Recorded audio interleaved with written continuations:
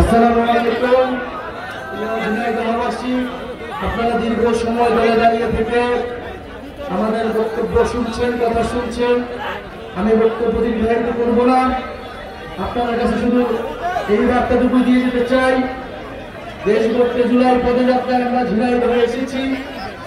আপনাদের কাছ থেকে আমরা অভূতপূর্ব সাড়া পেয়েছি। এটা আমাদেরকে অনুপ্রাণিত করছে। বাংলাদেশের সারা দেশের মানুষজন দেখছে ঝিনাইদহে এনসিপির সাড়া কতটা পড়েছে।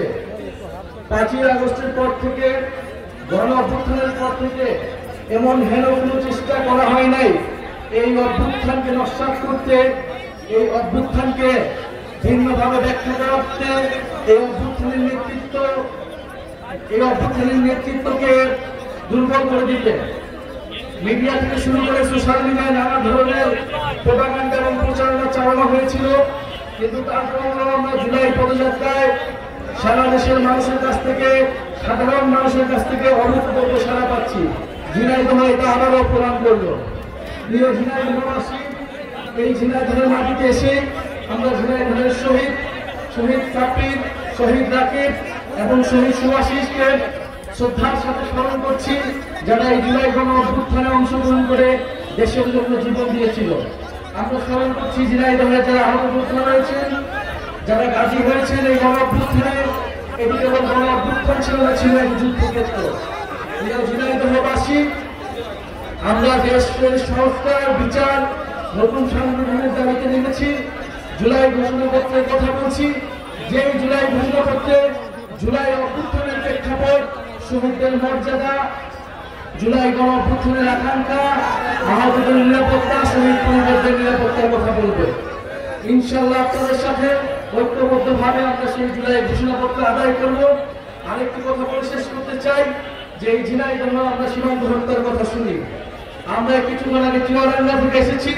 সেখানে এক কৃষককে তুলে নিয়ে গিয়ে নির্মমভাবে অত্যাচার করে হত্যা করা হয়েছে এবং 1 সপ্তাহ পরে তার লাশ ফেরত দিয়েছে। বাংলাদেশে 2000 সালের পর থেকে এই গত 25 বছরে 1200-এর অধিক মানুষকে সীমান্তে হত্যা করা হয়েছে এবং এই সীমান্তে হত্যা করেছে এই বিএসএফ, যেটি আর সীমান্ত রক্ষা বাহিনী না, সেটি একটি খুনি বাহিনীতে পরিণত হয়েছে। এই বিএসএফ কে বলা হয় ট্রিগার হ্যাপি, যে সে ট্রিগার টিপতে চায়, সে খুন করতে চায়, খুন করাই তার নেশা। ফলে যদি সীমান্ত হত্যা না করা হয়, এই বিএসএফ বাহিনীর বিরুদ্ধে আমাদেরকে জানাতে হবে। এই বিএসএফ বাহিনী একটি মানবাধিকার বিরোধী সংগঠন।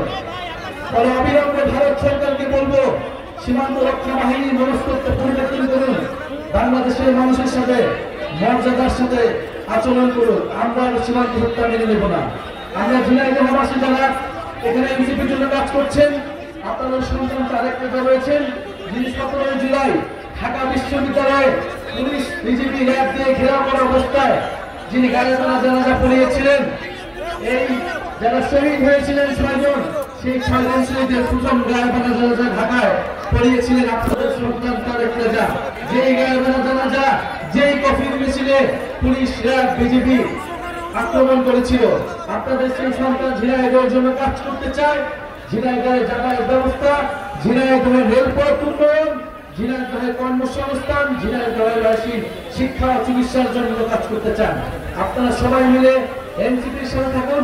ইনশাআল্লাহ এনসিপি আপনাদের অধিকারের পক্ষে কাজ করবে। আজকে বিদায় নিচ্ছি। ইনশাআল্লাহ আবারও দেখা হবে, বিজয়ী দেখা হবে। ইনশাআল্লাহ জাতীয় নাগরিক পার্টি এবং ছাত্র তরুণ জনতা যেই লক্ষ্যে নেমেছে সেই লক্ষ্য আদায় হবে। আসসালামু আলাইকুম।